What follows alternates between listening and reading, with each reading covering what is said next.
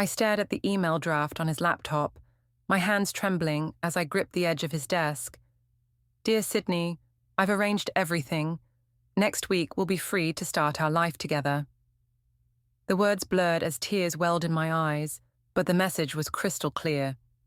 After 12 years of marriage, my husband was planning his exit strategy with his 26-year-old girlfriend. My name is Lana, and until 5 minutes ago, I thought I was living the American dream. Now I'm standing in our home office, realizing that dream was built on quicksand. Honey, I'm home, Cody's voice echoed through our house, the house I'd helped pay for while he chased his entrepreneurial dreams. I quickly closed the laptop and wiped my eyes, my mind racing to process what I'd discovered. In here, I called out, surprised by how steady my voice sounded. Just organizing some papers. Cody appeared in the doorway, his confident smile unchanged from the day I first fell in love with him.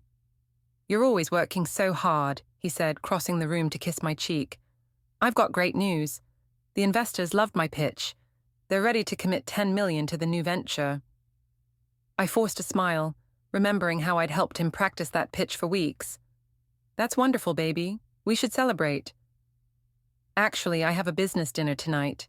Rain check. Of course he did. I nodded, maintaining my composure as I watched him grab his good suit from our bedroom. The same suit I'd bought him last Christmas, telling him it brought out his eyes. Don't wait up, he called out, already halfway down the stairs. As soon as I heard his car pull away, I reopened his laptop. Thank God he'd never bothered to change his password from our anniversary date. I began taking photos of everything with my phone. Emails, bank statements, hidden accounts. My phone buzzed. It was my sister Kennedy. Hey sis, you'll never believe who I just saw at Cafe Milano. Cody was there with some colleagues, looking very cozy with their new marketing director. My throat tightened. Sydney Price? Yeah, how did you know? I took a deep breath. Kennedy, I need your help. Can you come over?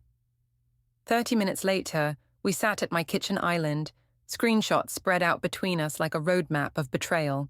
Oh my God, Lana, Kennedy whispered, scrolling through the evidence. I can't believe this. I'm the one who always told you to support his dreams, to invest in his future. I feel horrible. Don't, I said, surprising myself with my calm. You couldn't have known. What are you going to do? I pulled out another folder, one I'd kept hidden in my own office for years. Remember when we got married, and I insisted on that elaborate prenup? Kennedy's eyes widened. The one Cody barely read because he was so sure you'd never need it. Exactly. I opened the document, pointing to specific clauses. See this? Any business venture started during our marriage, using joint funds or supported by spousal labor, is considered joint property. And this part about intellectual property, all those patents he filed while I supported us, they're half mine. Holy shit, Lana. You planned for this? Not exactly. I ran my finger along the rim of my wine glass. I just never trusted anyone completely after watching Dad leave Mom with nothing. I learned from her mistakes. Kennedy leaned forward. Does Cody know about these clauses? He's about to find out. I pulled out my phone and dialed a number I'd saved years ago. Sebastian, it's Lana Lynch. Remember that conversation we had when you drafted my prenup? I need your help. As I spoke with my lawyer, I could see Kennedy's expression shift from shock to admiration. When I hung up, she grabbed my hand. What happened to my sweet sacrificing sister? I squeezed her hand back. She woke up. You know what the worst part is? In all those emails to Sydney, he keeps talking about his success, his sacrifices, his vision. 12 years I spent supporting him, working extra hours at my job so he could quit his, editing his proposals, networking for him. And now he's trying to leave me with nothing but my salary and some equity in our house. He's going to regret this, Kennedy said firmly. I looked at the prenup again, thinking of all the interviews Cody had given, bragging about building his empire alone. Every recorded word would now work against him. Yes, I said quietly, he is. But first, I need to let him think he's winning. Tomorrow, I'm going to start playing the role of the unsuspecting wife one last time. Let him think he's got it all figured out. The game was just beginning, and for once, I held all the cards. The memory of my first meeting with Sebastian felt especially vivid as I sat in his office again, exactly 10 years after we'd drafted the prenup. The same leather chairs, the same view of downtown, even the same knowing smile on his face.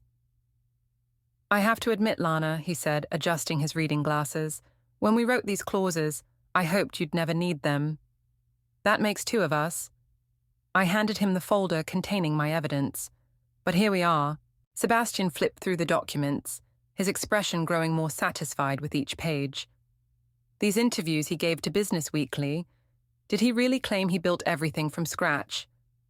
Oh, it gets better. I pulled up a video on my phone. Here's his TED Talk from last month. Skip to 14:30. We watched as Cody strutted across the stage, his charisma on full display. Success comes to those who take risks. I mortgaged everything I had, worked 18-hour days, and never took the easy way out. Sebastian paused the video, chuckling. He does realize we have documented proof that you were the primary breadwinner for the first 6 years of his ventures, right? Apparently he's forgotten that detail. I leaned forward. Along with the fact that I edited every business plan, attended every investor meeting, and networked at every conference. This is going to be easier than I thought. Sebastian pulled out a legal pad. Now, about the timing. A knock at the door interrupted us. Sebastian's assistant poked her head in. "Sorry to interrupt, but Mrs. Lynch is here to see you." My stomach dropped. "Noelle? Cody's mother?" Before Sebastian could respond, Noelle swept into the office, designer handbag swinging. "Lana, darling, I thought I recognized your car outside." I kept my face neutral, even as my mind raced. Had Cody sent her? "What a surprise, Noelle. I'm in the middle of a meeting." "Oh, don't mind me." She settled into the chair beside me like she owned it. "I'm just here to talk about this silly misunderstanding between you and Cody." Sebastian raised an eyebrow. "Mrs. Lynch, this is a private consultation." "Please," Noelle waved her hand dismissively. "We're family. Lana, sweetie, Cody told me everything. These things happen in marriages, but destroying his business, that's not you." I felt a flash of anger. "What exactly did Cody tell you?"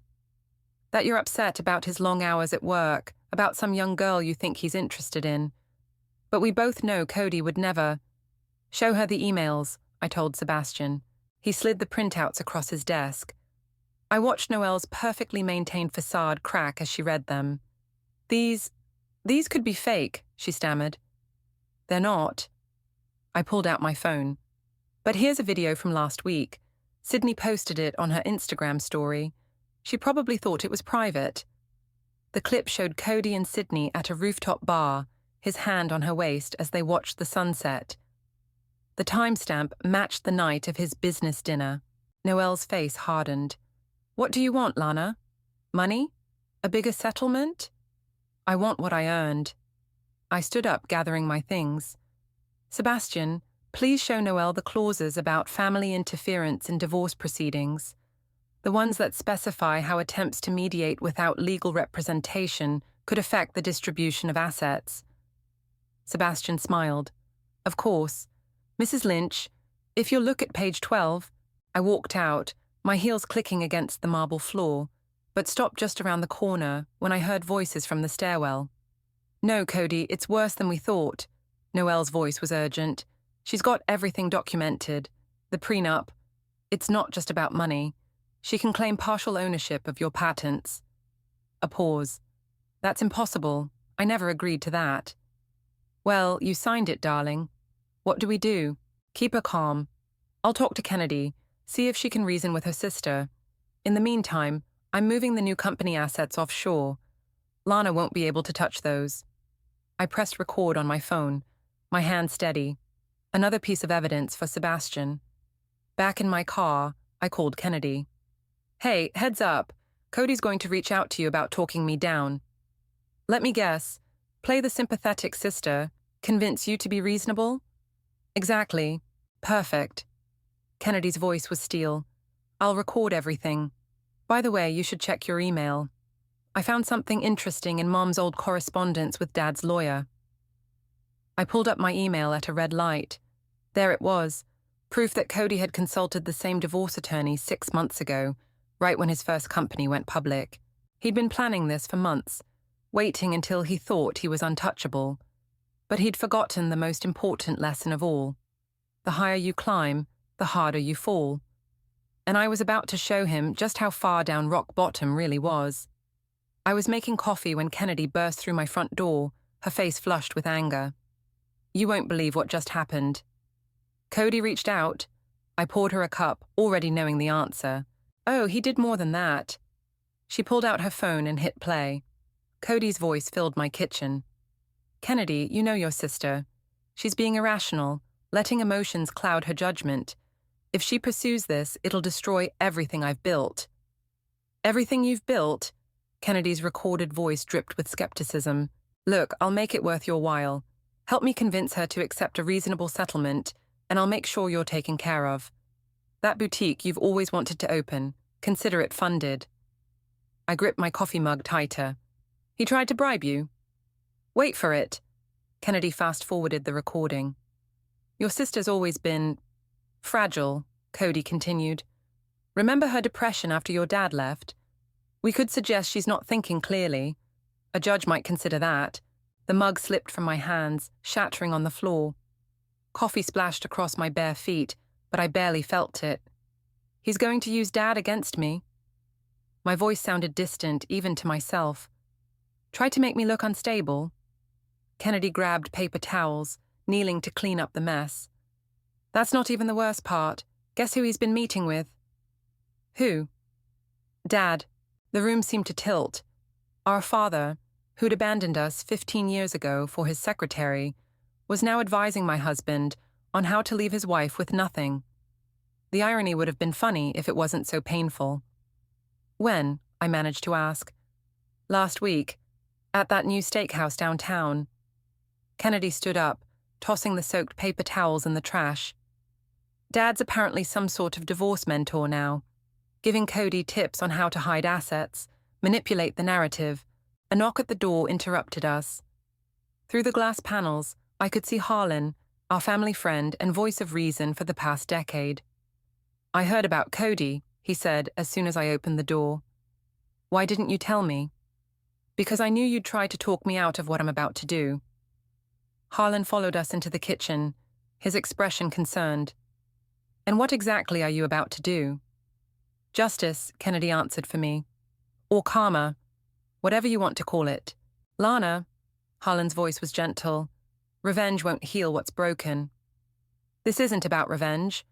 I pulled out the latest stack of documents Kennedy had brought. This is about consequences. Look at these transfer records. While I was supporting us, Cody was funneling money into secret accounts. My money, Harlan. Money that should have gone to our future family. Harlan scanned the papers, his frown deepening. These dates, they align with when you were trying to get pregnant. Exactly. The pain of those years hit fresh. Every time I thought we were saving for IVF, he was actually building his escape fund. Play him the recording, Kennedy urged. After listening, Harlan sat heavily in a kitchen chair. Jesus, I've known Cody for 10 years. I never thought. That's the thing about masks, I said. They only work until someone sees behind them. My phone buzzed, a text from Sebastian. The judge assigned to our case, it's Judge Martinez. Kennedy gasped. The same judge who approved your prenup? Which means she remembers exactly what Cody agreed to, and why. I felt a glimmer of hope. She watched him laugh off those clauses, saying he'd never need to worry about them because we'd be together forever. Lana, Harlan leaned forward, before you go nuclear, consider offering him one chance to come clean, for your own peace of mind. I already did. I pulled up my email. Last night, I asked him to meet for dinner, to talk about our future. I showed them his response. Sorry, swamped with work. Let's discuss everything with our lawyers present. While he sent that, Kennedy added, pulling up Instagram, he was here. The location tag showed Cody and Sydney at a romantic restaurant across town, Her diamond bracelet, probably bought with our money, glinting in the candlelight. Harlan stood up, his decision made. What do you need from me? Your tech company handles Cody's cloud storage, right? He nodded slowly. You want access to his business files? Just the ones that prove he used joint assets as startup capital. Nothing privileged. Harlan pulled out his phone. I'll have my team pull everything, legally and transparently. No back channels. Thank you. I hugged him, feeling tears threaten. I know this puts you in an awkward position. No, he said firmly. Cody put everyone in an awkward position when he chose to betray not just his wife, but his entire support system. As Harlan left, Kennedy squeezed my hand.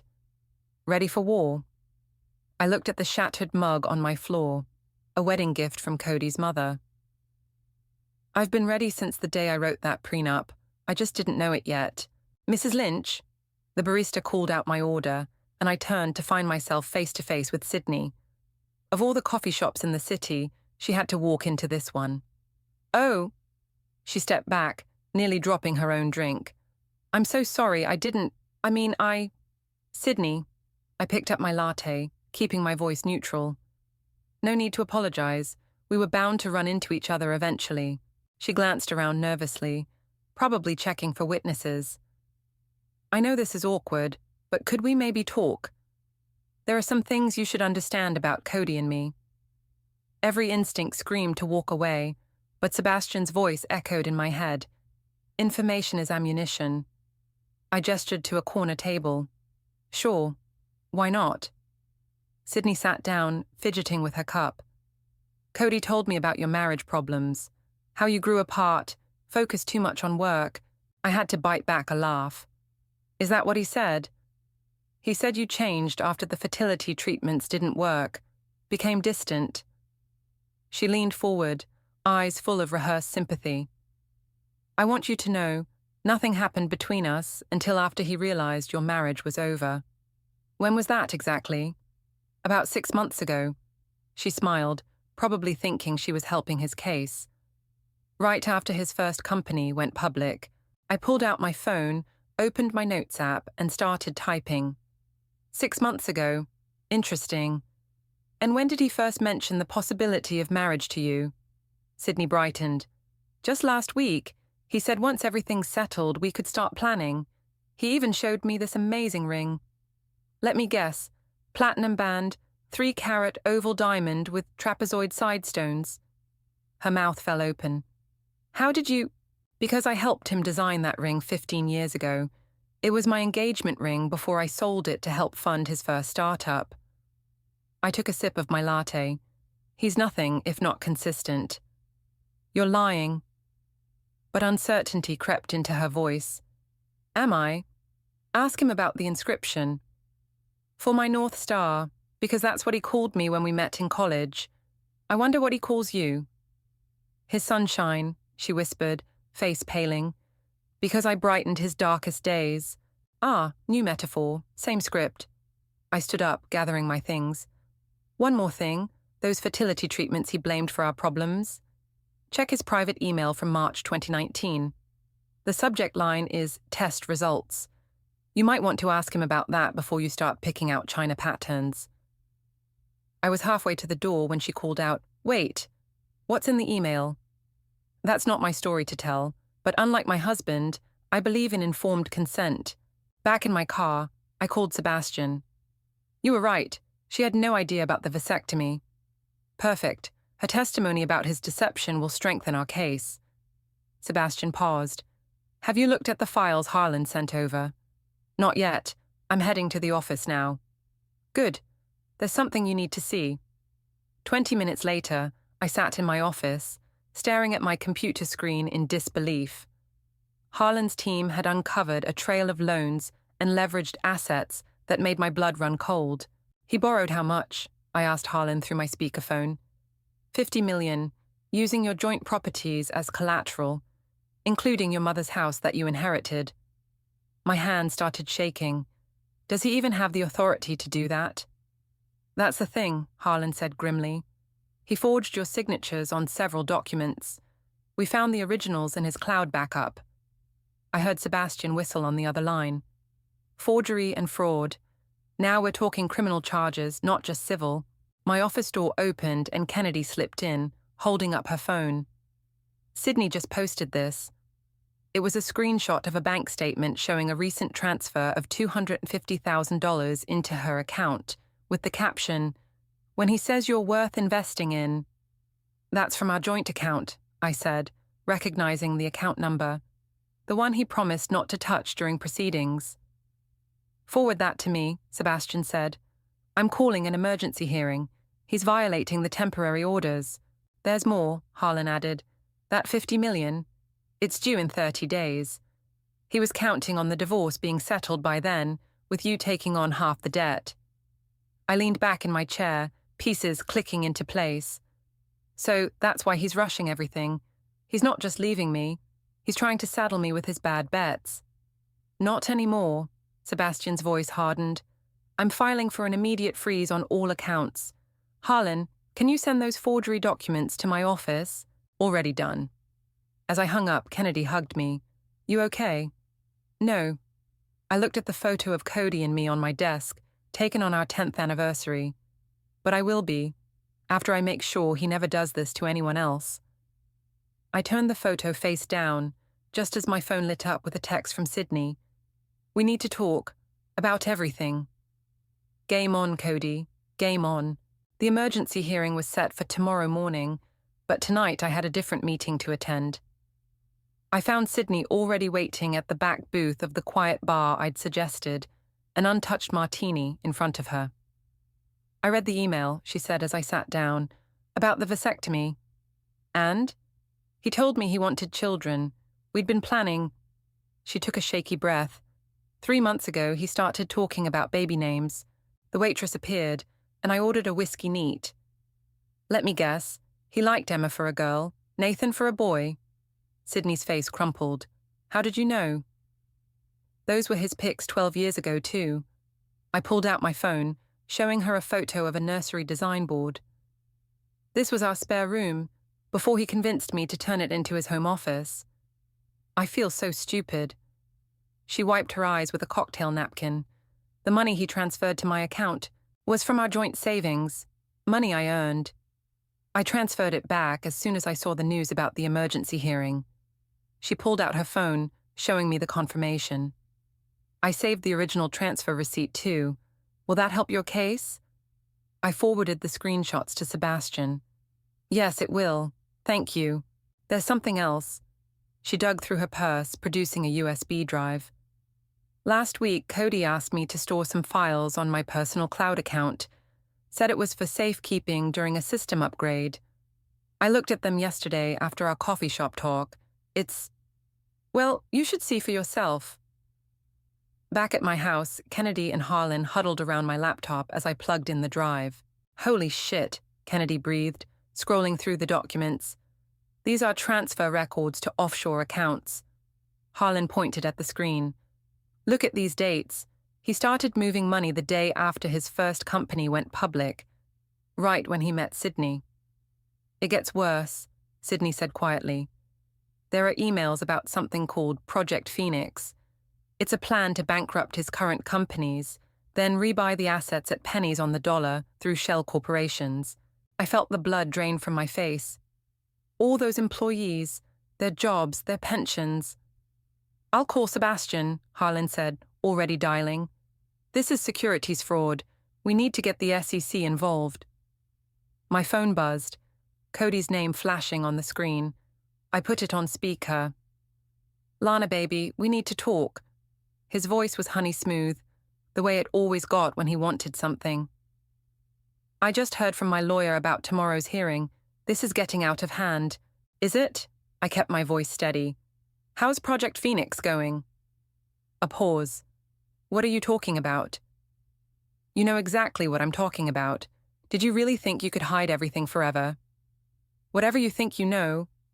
He stopped abruptly. I could hear him moving, probably checking who might be listening. "Where are you?" "Safe, which is more than I can say for your freedom once the SEC sees these files." "What files?" "Lana, you're not thinking clearly. Remember what happened after your dad left? How emotional you got? Maybe you should talk to someone. You mean like how you've been talking to my father about hiding assets? I nodded to Kennedy, who played her recording of his bribery attempt. That was taken out of context. Save it for court. I hung up, hands trembling despite my brave words. Sydney touched my arm. I'm so sorry. I never knew. It's not your fault. I meant it. He's been playing this game for years. I was just too loyal to see it. My phone lit up with texts. Noelle, please don't destroy my son's life. We can work this out. Dad, your mother and I taught you better than this vindictive behavior. Cody, think carefully about your next move. You're not the only one with evidence. He's desperate, Harlan observed. That makes him dangerous. Let him try something, Kennedy said fiercely. We have everything documented. Speaking of documentation, Sydney pulled out one more thing, a small notebook. I kept a diary of everything since we met, including the times he talked about hiding money from his unstable wife. Will that help? Sebastian's voice came through the speakerphone. That's exactly what we need. Sydney, are you willing to testify? She straightened her shoulders. Yes, I want to make this right. I looked around the room. At Kennedy's protective stance, Harlan's steady presence, even Sydney's unexpected alliance. For the first time in weeks, I felt truly strong. Tomorrow morning, Sebastian said, we end this. No, I corrected him, thinking of all the other women Cody might have targeted next. Tomorrow morning, we start making things right. The pieces were in place. The truth was coming to light, and Cody's carefully constructed house of cards was about to come crashing down. The night before the hearing, I couldn't sleep. I was organizing files in my home office when the doorbell rang. Through the security camera, I saw Cody standing on my porch, swaying slightly. Go away, I said through the intercom. Just hear me out. His words slurred. 5 minutes. Everything goes through our lawyers now. Remember our first apartment? He pressed his forehead against the door. That tiny studio where we could barely afford ramen. You believed in me then. What changed? You did. But I found myself opening the door anyway, keeping the security chain latched. You're drunk. Had to be to come here. He looked terrible, designer shirt wrinkled, eyes bloodshot. I saw the SEC filing. You're really going to do this? You did this. I'm just making sure everyone knows the truth. He laughed bitterly. The truth? The truth is, you were suffocating me. Always so perfect, so supportive. Do you know how that feels? Living in your shadow. My shadow? I slammed the door shut, then reopened it without the chain. Let's talk about shadows, Cody. Let's talk about how I worked 60-hour weeks so you could quit your job. How I edited every proposal, coached you through every pitch. I never asked you to do that. No, you just expected it. Like you expected me to keep quiet about the vasectomy. To keep playing the supportive wife while you built your escape fund.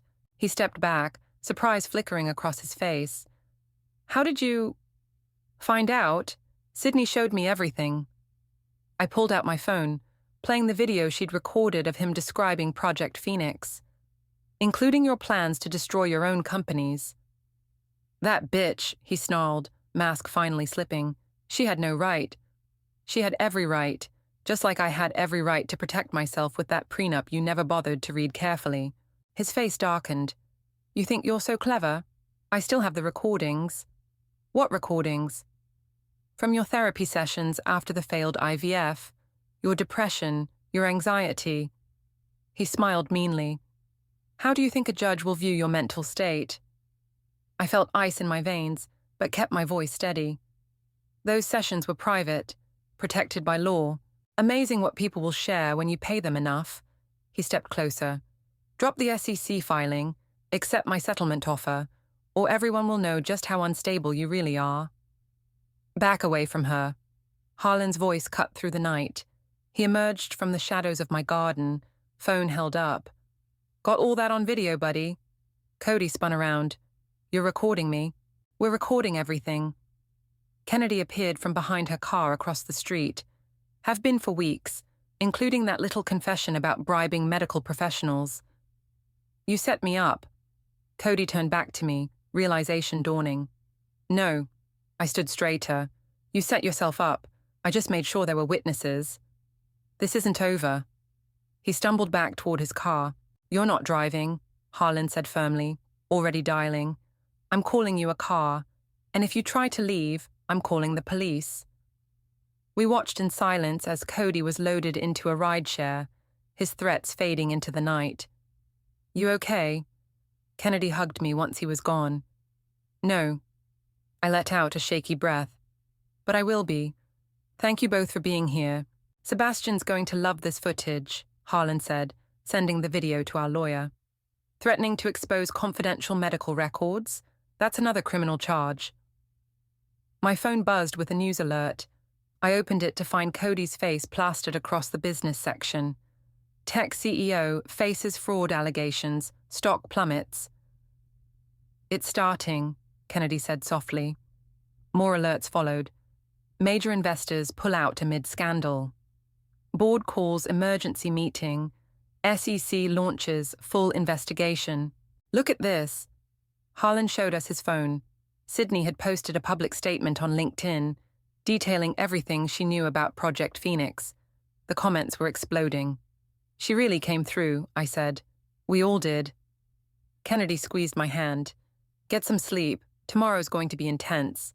But as they left, I didn't go to bed. Instead, I sat in my office, surrounded by 12 years of memories. Photos of business launches, award ceremonies, charity galas, all moments where I'd stood in the background, supporting his spotlight. My phone lit up with a text from Sebastian. Everything's ready, you've got this. Another from Sydney. I'll be there tomorrow, he can't silence us all. And finally, one from Harlan. Remember, this isn't about revenge, it's about justice. I looked at my wedding photo, at the young woman who thought love meant sacrificing everything. Tomorrow, I'd show the world, and myself, exactly how wrong that was. The sun was rising when I finally went to bed, but I wasn't afraid anymore. The truth was on my side, and for once, that was enough. The courtroom fell silent as Judge Martinez entered. Cody sat across the aisle with his legal team, looking immaculate in a custom suit. Probably bought with more of our money. He wouldn't meet my eyes. Before we begin, Judge Martinez said, adjusting her glasses, I want to address the media attention this case has received. This is not a circus. This is a court of law. Sebastian stood. Your Honor, given recent developments, we'd like to present new evidence regarding Mr. Lynch's financial dealings. Objection. Cody's lawyer jumped up. Any evidence related to the ongoing SEC investigation should be inadmissible. Overruled. Judge Martinez's gaze was sharp. Proceed, Counselor. Sebastian projected the first document, Cody's email about Project Phoenix. As you can see, Your Honor, Mr. Lynch planned to deliberately bankrupt his companies while protecting his personal assets through offshore accounts. These are private business matters, Cody's lawyer protested. They became matrimonial matters, Sebastian countered, when Mr. Lynch used jointly owned properties as collateral for his schemes. The judge leaned forward. Mr. Lynch, did you obtain your wife's permission before leveraging these properties? Cody cleared his throat.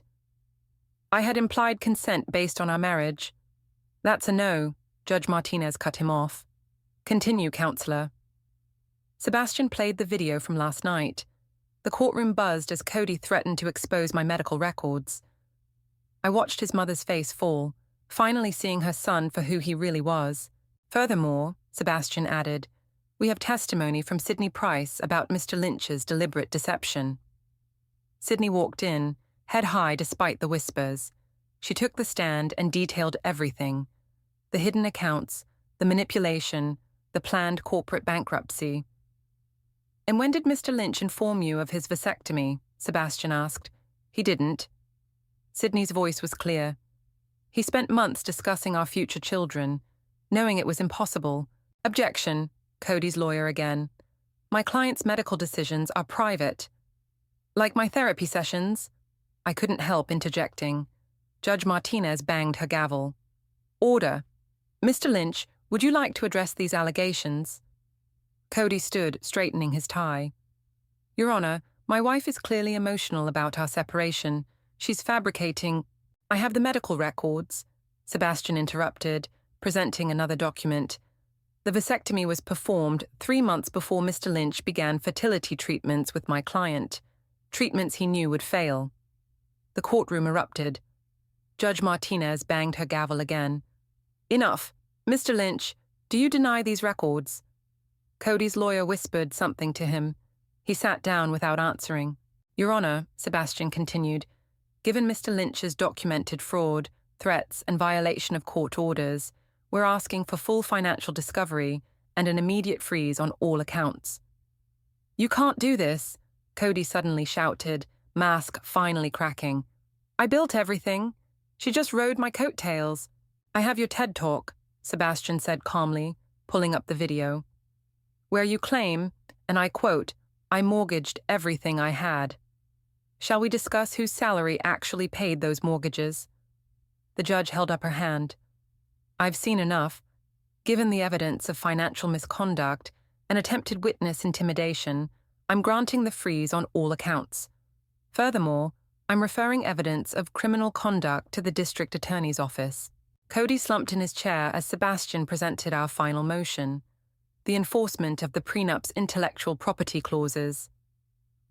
As you'll recall, Your Honor, Sebastian said, you oversaw the prenup's creation. The clauses clearly state that patents developed during the marriage are joint property. I remember, Judge Martinez looked at Cody.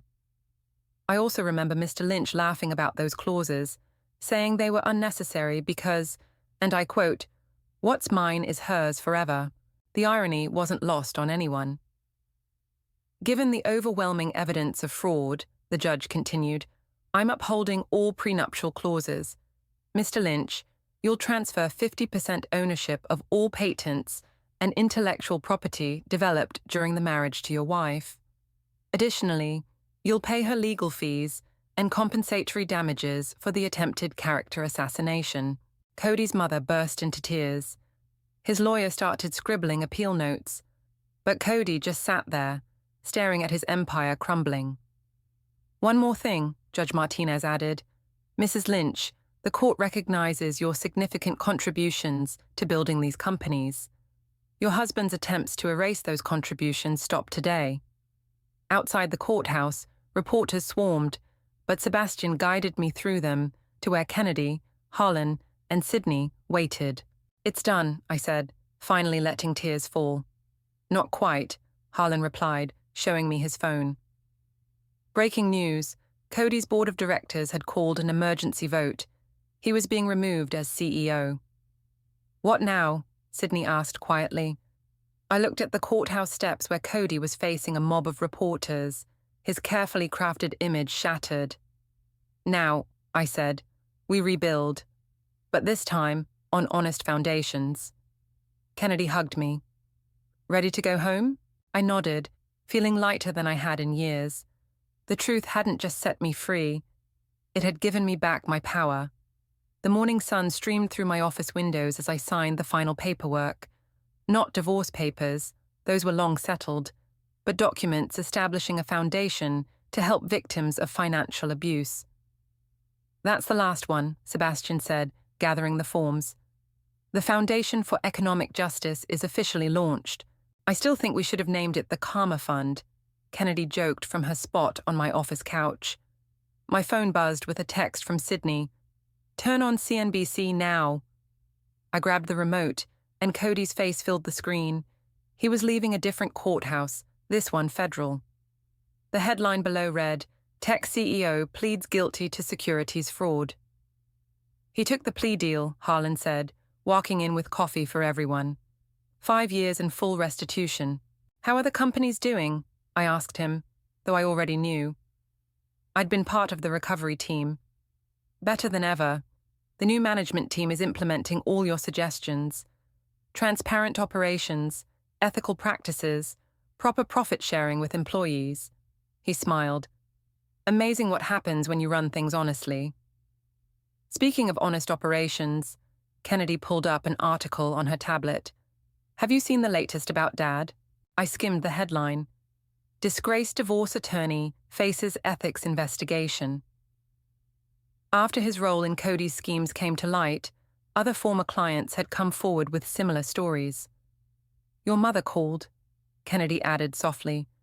She's proud of you, for standing up not just for yourself, but for others. A knock at my door interrupted us. Noelle stood there, looking smaller than I remembered. May I come in? I nodded, and she stepped into my office, clutching her designer bag like a shield. I've been doing a lot of thinking, she said, about how I raised Cody, how I taught him that success matters more than integrity. She pulled out an envelope. I'd like to make a donation to your foundation. It's not much, but... It's not about the money, I told her. It's about breaking the cycle. I know. She wiped her eyes. I also wanted to give you this. She handed me a small box. Inside was my original engagement ring, the one I'd sold to fund Cody's first company. I found it at an estate sale. Thought maybe you could sell it again, this time for the foundation. Actually, I said, I have a better idea. That evening, I stood in front of a room full of domestic violence survivors at a local shelter, the ring glinting under fluorescent lights. This ring represents something different now, I told them. We're going to auction it, and every penny will go toward helping people escape financial abuse. Because sometimes the worst prison isn't built with bars, it's built with bank accounts and lies. Sydney, who'd become one of our strongest advocates, stepped forward. The foundation isn't just about money. It's about education.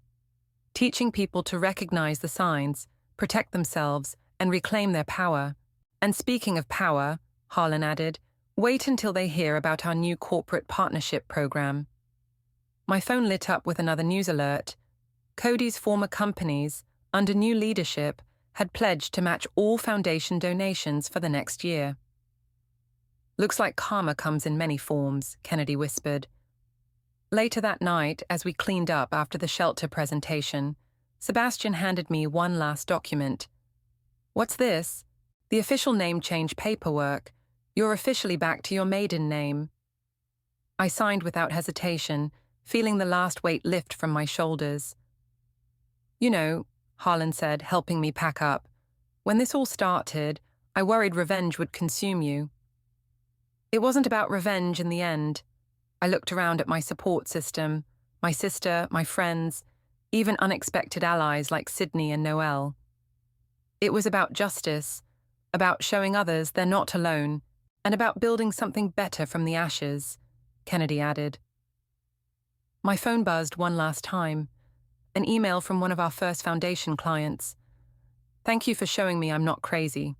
That financial abuse is real. Today I left him, and I'm never looking back. I showed the email to everyone, and Sydney squeezed my hand. That's why we do this. No, I corrected her. That's why we do this, all of us. As we walked out together, I caught my reflection in the window. I didn't see a victim, or even a survivor. I saw a warrior who'd turned her pain into purpose. Ready for tomorrow? Harlan asked. That congressional testimony on financial abuse won't give itself. I smiled, feeling stronger than ever. Ready for anything, because this isn't an ending, it's a beginning. For all of us. The night air was cool on my face as we stepped outside, and for the first time in forever, I felt completely, utterly free. Not because I'd won, but because I'd found my true purpose. Sometimes the best revenge isn't getting even. It's helping others rise above.